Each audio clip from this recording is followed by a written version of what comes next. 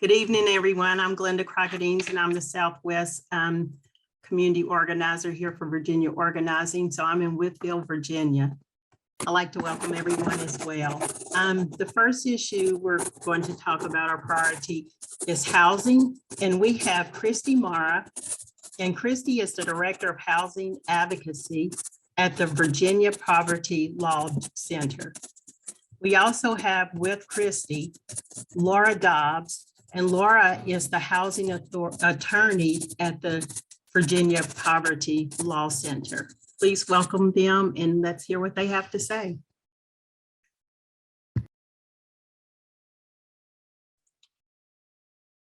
Thank you so much for having us. Yes, thank you. I am actually going to ask Laura to begin. I understand that you all had as your specific housing priorities both some standalone bills, or at least one standalone bill, and then two budget items. And so I'm going to pass it back to Laura to talk about the standalone bill.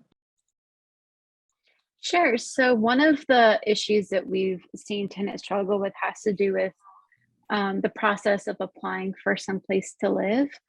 Under current Virginia law, landlords can ask tenants to pay a $50 non-refundable application fee. And they can also ask the tenant to pay for any out-of-pocket expenses for reviewing that tenant's application. Typically, what these property managers do is they'll run that person's name through a third-party tenant screening company.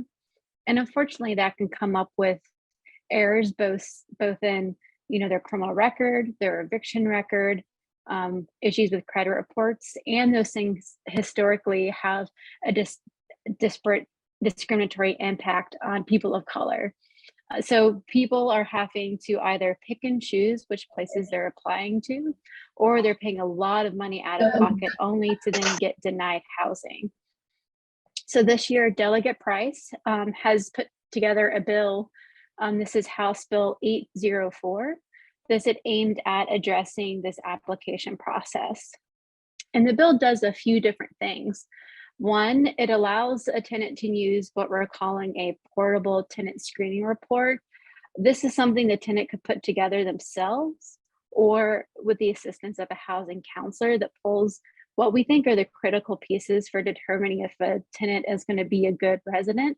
That includes their rental history from the past 3 years, their proof of income, and whether or not they have any eviction judgments. And that's an important distinction because a lot of those third-party tenant screening companies will pull any eviction filing against the tenant, even if that tenant ultimately won that case. So simply having a landlord file an eviction against you can hurt someone's chances of being able to rent in the future. And it also will ask for the check on the sex offender registry list. Pulling that together, if they submit that to a landlord, the landlord can then charge that tenant for running their own tenant screening check. Additionally, it gets rid of that $50 non-refundable application fee and says that you can only charge for those out-of-pocket expenses. It also provides more transparency where they have to disclose to tenants what their tenant screening policies are. That way tenants aren't paying all this money out of pocket trying to find somewhere to live. And they have to disclose the reason why they denied a tenant their application, rather than the tenant trying to make guesses and pick and choose where they're applying to next time. This bill is going to be going through the House General Laws Committee. I don't know, Christy, if you've seen the agenda drop yet for Thursday. Not yet. Okay. It could be up as early as Thursday afternoon, but we're just not sure yet. It'll have to make it through subcommittee number 2 in general laws before it goes to the full general laws committee. And we really hope that this provides a conversation starter to really take a look at the out-of-pocket expenses tenants are having to pay to try to find somewhere to live, and what are the factors that is really helpful determining whether a tenant is going to be a good resident or not. And I don't know, Christie, if you had anything else to share about that. And while she, okay. No, you I'm covered it going- really well. I'm going to post a link in the chat to a one-pager we have about this bill.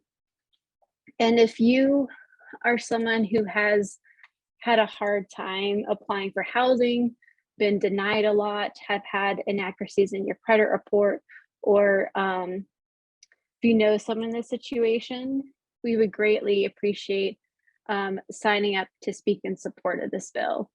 Like I said, it could be as early as Thursday afternoon, but it could be next week. I'll try to shoot Addie an email as soon as we find out.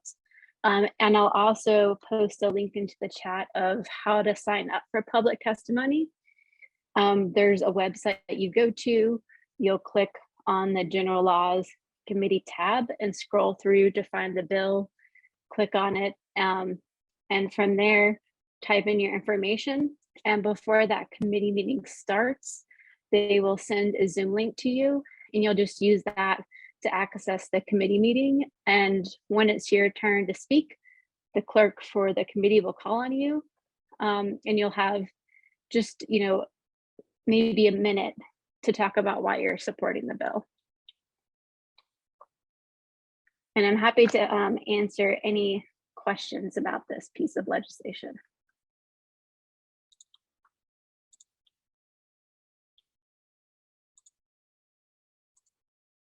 All right, I am putting a link to the one pager about the bill in the chat. And then I will also put a link to the sign up if you want to testify in support of the bill. And with that, I'll turn it over to Christie. Laura, you put a link to the sign up. Does that mean I was wrong and the bill is actually docketed for this Thursday? Well, I was looking earlier. It turns out you can sign up early in the House, but not the Senate. Okay. Well, we'll keep you all posted. So unlike the bill process that Laura just did a great job describing, the budget process is not specific, not easy to follow, super murky. And what I mean by that is, and I see some smiles, so I know people know what I'm talking about. What I mean by that is you will see, and maybe have already seen, that there have been some presentations by folks on what is in the introduced budget in the housing sphere. And the Senate, at least, has heard budget amendments offered by members of the Senate who are not on the Senate Finance and Appropriations Committee. And many of those actually, had to do with housing. But there really was no opportunity for public testimony. There's no vote, there's no public vote taken on these individual items until they reach the floor. The process for anyone who's relatively new to this, or even for some of you who have been around a few years, I know it took me a while to figure out the budget process, and I'm still learning things. But the process is the governor, in this case, the outgoing governor, presented back in December his budget for the next 2 years, because we're at the beginning of the new budget cycle, and it's a 2-year budget cycle. Those proposals, the proposal that Governor Northam put in was introduced as a bill in both the House and the Senate by the chairs of the committees that work on these money issues. And so you'll see that Senator Howell introduced the bill in the House, Senate Bill 30, and House Bill 30 was introduced by Delegate Knight. It's new now. We just shifted to a new committee chair. I'm almost certain that is correct, right, Laura? Yeah, I'm not confused. He's not the chair of the sub. Barry Knight has made it all the way to the big chair of appropriations. And so what happens then, and what has already happened, is that individual members of the House and the Senate will propose amendments to the governor's budget, to that House bill and that Senate bill. And there are lots of amendments asking for lots of money. And so even though one of the things you may hear about the budget is that we have a budget surplus, and we do, and that is lovely and unusual, there are far more requests to use that money than there is money to be used. So it's still a situation where advocacy for the things that you are most, you feel strongly should most be in that budget is important. So there are amendments made or offered in the Senate. There are amendments offered in the House. There will be discussion of those amendments in small groups by the different subcommittees. The subcommittee on economic development, and I think in the House, it also includes agriculture. In both the Senate and the House, we'll consider the housing budget amendments. And then on, I had it wrong before, I want to say it's Sunday, February 21st, is what we colloquially call Budget Sunday. And the Senate and the House, each subcommittee will come out with a report about the ways in which they want to change the introduced budget. And then from there, the House and Senate each say, yeah, we don't like your changes, we don't like your changes. And it goes to something called a conference. So the budget conferees are a certain number of money committee members from each chamber, and they do a lot of really, really hard work to try to come up with a budget that everybody is happy with. So it's a really complex process, but throughout the process, you can talk to people on the subcommittee or email them. You can do the same with members of the conference committee when we get to that point, and all of that advocacy is really, really important.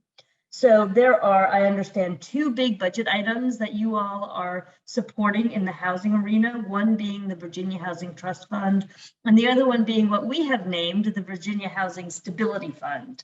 The Virginia Housing Trust Fund has been around a long time, but it's finally kind of getting the attention that it deserves. When I started working on housing issues over a decade ago, we were so excited because they were putting $4 million more in the trust fund. And I think that was for the biennium. I think that was for 2 years.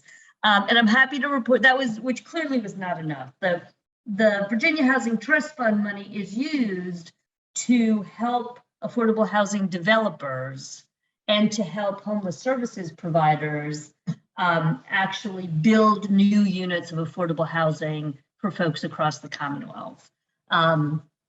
And so this year, the introduced budget has $300 million for the Virginia Housing Trust Fund. And I assure you, every last penny of that money is desperately needed. We have, JLARC just came out with a report on affordable housing, some of you may know, and they estimate, this was just last month, they estimated that Virginia has a shortage of 200,000 affordable housing units across the Commonwealth. So 200,000 people are living, at least I will say, are living in housing they can't afford. And as you know, we talk about that as being housing that requires you to pay more than 30% of your income for the housing and utilities.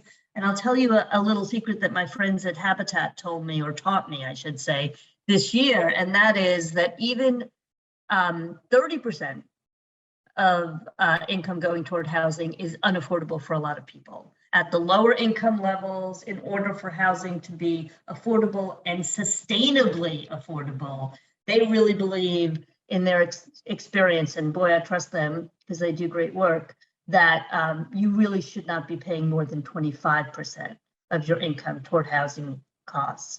We have a lot of people in this state who are paying not only more than 30, but more than 40, and some more than 50% of their income on housing, which means they don't have money left to adequately pay for food and medication and clothing and things that you need to be a happy person, right? So getting more money in the Housing Trust Fund to build more units of affordable housing is really important. But one of the other things that my affordable housing friends have taught me over the years is that that's not enough.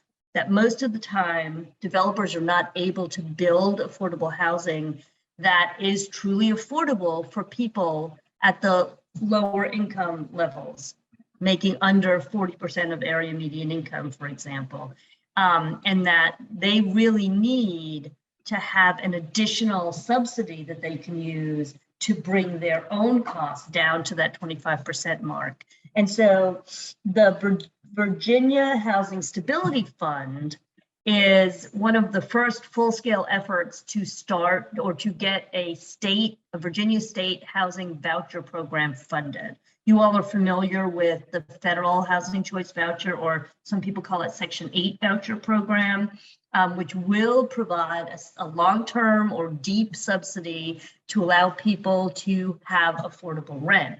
Problem is, of course, it is so underfunded by the federal government.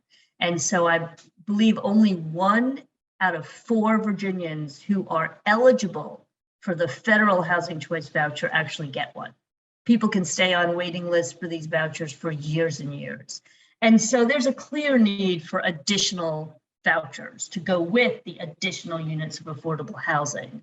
And so the Virginia Housing Stability Fund budget amendment does 2 things. Number 1, it directs the state to pull together a group of stakeholders in the first year of the budget.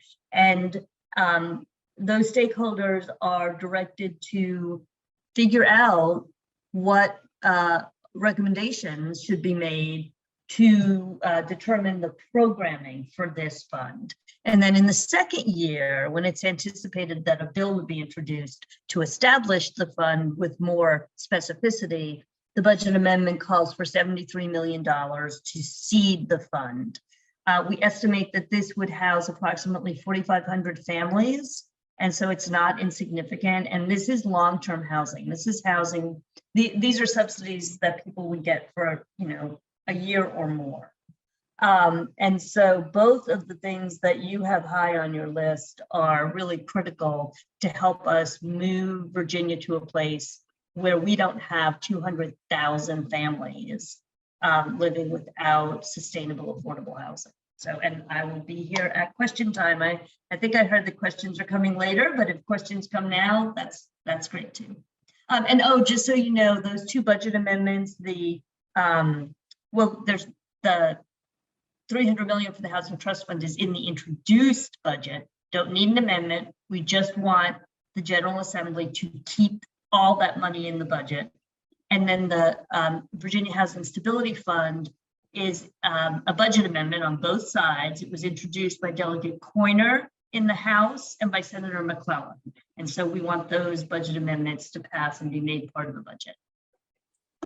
And I included a 1-pager about the Housing Stability Fund in the chat. And I need to amend something I said earlier about signing up to speak because I messed this up once again. The website I included earlier, you can provide written testimony on bills ahead of time, but they will not open up the option to speak during committee until that bill is on the docket.